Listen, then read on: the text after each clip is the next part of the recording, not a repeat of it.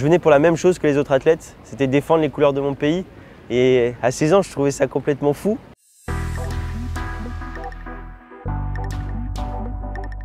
Je suis né en étant une pile électrique. Mes parents vont pas dire le contraire et ma grande sœur Océane non plus. On était une famille qui roulait pas sur l'or, mais on n'a jamais manqué de rien. Mon papa est informaticien à la SNCF et ma maman a été très longtemps caissière dans un supermarché. En mai 2006, je suis tombé malade. Un matin, en fait, je me suis levé avec un mal de crâne insoutenable et mon état il s'est aggravé dans la journée. Je suis monté jusqu'à 42 de fièvre et en fin de journée, on m'a diagnostiqué justement cette méningite bactérienne avec un purpura fulminant.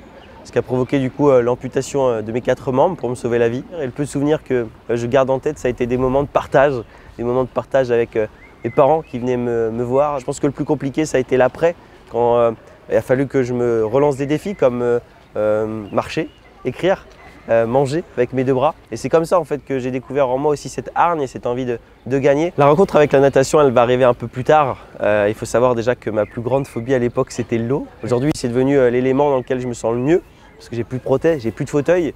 Mais avant d'arriver à ça, il y a eu un déclic. Ce déclic, ça a été la rencontre avec Philippe Croison, le mec qui a traversé la Manche à la nage et qui a amputé des 4 membres comme moi.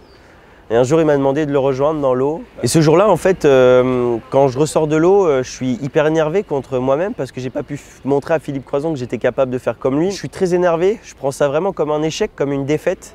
Et à partir de là, je vais m'entraîner. Ça a changé ma vie parce qu'il n'y aurait pas eu ce jour-là, j'aurais pas commencé la natation et j'aurais pas commencé la natation, je ferais pas la moitié de tout ce que je fais aujourd'hui. En 2016, je suis le plus jeune de la délégation française à partir aux Jeux paralympiques de Rio. C'est complètement dingue, j'ai 16 ans.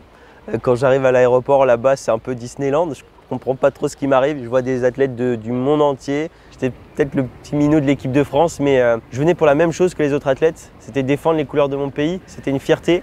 Ça a mis un peu de pression aussi parce qu'on sait que du coup, on est suivi, on est regardé, on est soutenu. Mais ça m'a permis de grandir et d'apprendre énormément. Dans ma tête, il se passe tout un tas de choses parce que je repense évidemment à tous les sacrifices. Partir à l'âge de 13 ans pour s'entraîner 2 fois par jour et plus voir papa-maman, c'est difficile, c'est compliqué.